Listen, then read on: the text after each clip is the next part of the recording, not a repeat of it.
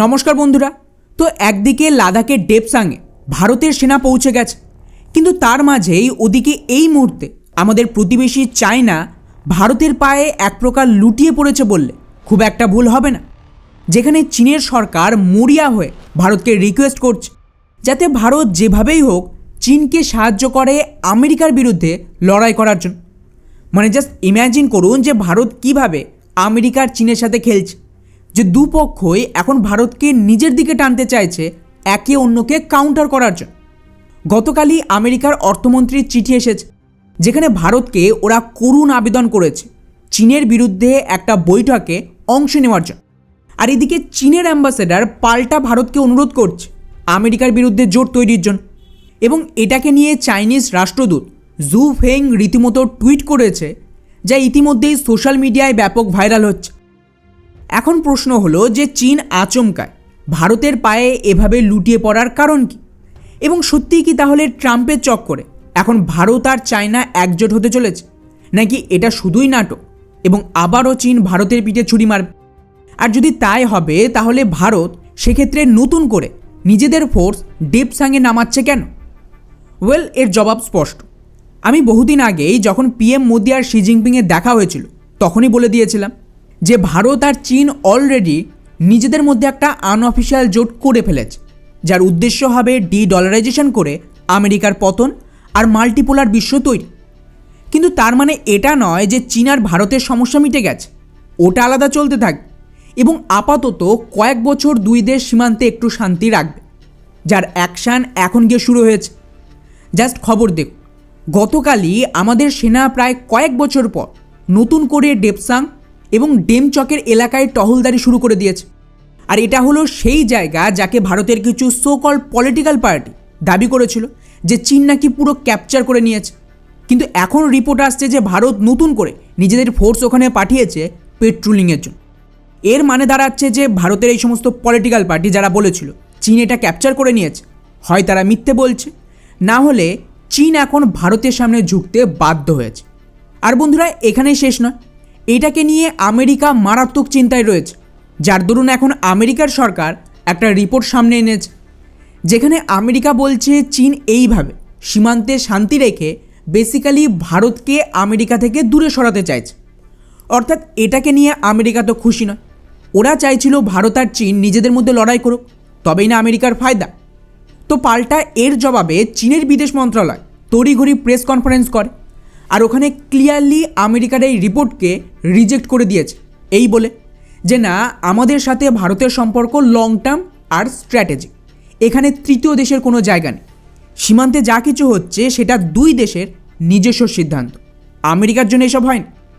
অর্থাৎ এর থেকে একটা বিষয় তো পরিষ্কার যে আমেরিকা আর চায়না দুজনেই মানছে যে সীমান্তে ভারতের শর্ত অনুযায়ী চীনকে পিছু হটতে হয়েছে এবং এখানে ভারত একটা বড় জয় পেয়েছে, তা নাহলে আমাদের সেনা ডেপসাং আর ডেমচকে কীভাবে পেট্রোলিং করছে।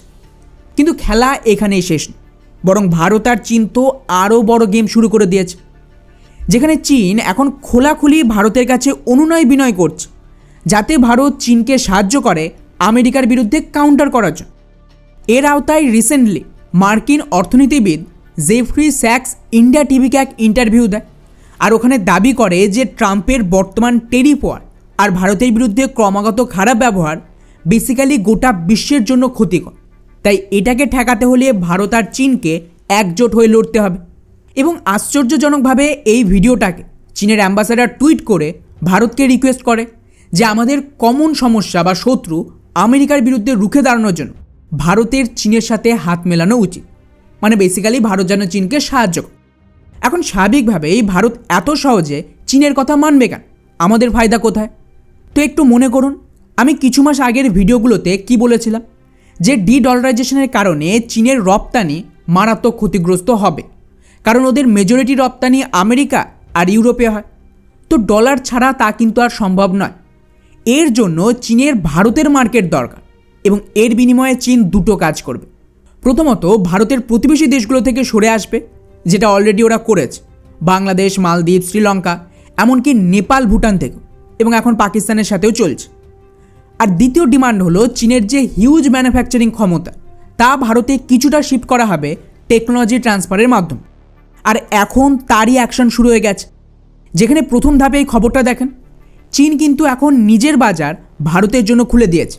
আর অলরেডি ভারতের যে রপ্তানি সেটা চীনে প্রায় 33% বৃদ্ধি পেয়েছে গত এপ্রিল মাস থেকে। আর শুধু তাই নয়, গত নভেম্বর মাসের ডেটা যদি দেখেন তাহলে তো মাথায় হাত পড়বে। এখানে ভারতের রপ্তানি চীনে 90% বেড়ে গেছে। অর্থাৎ এখন চায়না নিজেদের বাজারে বেশি করে ভারতীয় পণ্যকে ঢুকতে দিচ্ছে এবং ভারত চীনের থেকেও প্রফিট তুলছে, যাতে ভারতের যে এক্সপোর্ট ক্ষতিগ্রস্ত হবে আমেরিকায় তা কিছুটা পুষিয়ে দেওয়া যায়। কিন্তু এটা তো টিপ অফ দ্য আইসবার্গ, আসল প্ল্যান আরও বড়। যেমনটা আমি বললাম যে ভারতের এখন চাই চাইনিজ কোম্পানির ম্যানুফ্যাকচারিং ভারতে শিফট হোক, যার আওতায় ভারত সরকার তার প্রিপারেশন শুরু করে দিয়েছে। যেখানে এত বছর পর নতুন করে চাইনিজ ইঞ্জিনিয়ার এবং ওদের যে বিজনেসম্যান তাদেরকে ই ভিসা চালু করে দিয়েছে ভারত, যাতে যত তাড়াতাড়ি সম্ভব চাইনিজ ইঞ্জিনিয়ার আর বিজনেসম্যানরা ভারতের ভিসা পেতে পারে। এবং এর ঠিক পরেই আরেকটা খবর এসেছে যে ভারত সরকার 5 বছর পর চীনের কোম্পানির ওপর থেকে নিষেধাজ্ঞা তোলার প্ল্যান করছে, যাতে ওরা ভারতীয় প্রজেক্টে অংশ নিতে পারে। এবং এক্স্যাক্টলি যেমনটা আমি আগেই বলেছিলাম সেভাবেই এই জাতীয় প্রজেক্টে বেসিক্যালি একটা ক্লজ থাকবে টেকনোলজি ট্রান্সফার আর ম্যানুফ্যাকচারিং শিফটে।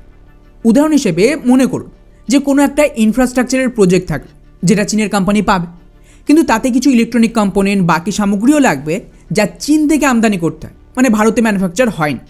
কিন্তু ক্লজ থাকবে যেটা ভারতীয় কম্পোনেন্ট বা মেড ইন ইন্ডিয়া কম্পোনেন্টই ব্যবহার করতে হবে। এর আওতায় কিছু ম্যানুফ্যাকচারিং চায়না থেকে ভারতে শিফট করা হবে।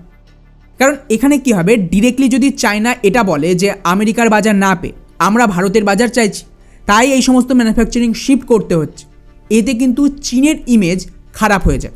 তাই চীন সেটা করবেই না, তাই জন্যই এই ধরনের ব্যবস্থা করা হচ্ছে। এবং এতে সুবিধা হলো যে চীন ভারতীয় মার্কেটের অ্যাক্সেস পেল, ওদের ইকোনমি বেঁচে যাবে। আর ভারতের ক্ষেত্রে সুবিধা হলো আমরা চীনের ম্যানুফ্যাকচারিং আর টেকনোলজি ট্রান্সফার পেলাম। এতে করে মাল্টিপোলার বিশ্বে ভারত পুরোপুরি চীনের ওপরে নির্ভর থাকবে না এই জাতীয় সাপ্লাই চেনের জন্য। কারণ আজও ভারতের একটা বড় অংশের ডিমান্ড চাইনিজ ইম্পোর্ট থেকেই করা হয়। ফলে খেলা এখানে দারুণ চলছে। এখন দেখা যাক যে এইসবের পাল্টা আমেরিকা কি করে। আমেরিকা কি ভারত আর চীনের মধ্যে এই ডিলকে ঠেকাতে পারে, নাকি ভারত আর চীন মিলিতভাবে আমেরিকান ডি-ডলারাইজেশন করে ওদের ইকোনমির সম্পূর্ণ পতন করিয়ে দেয়?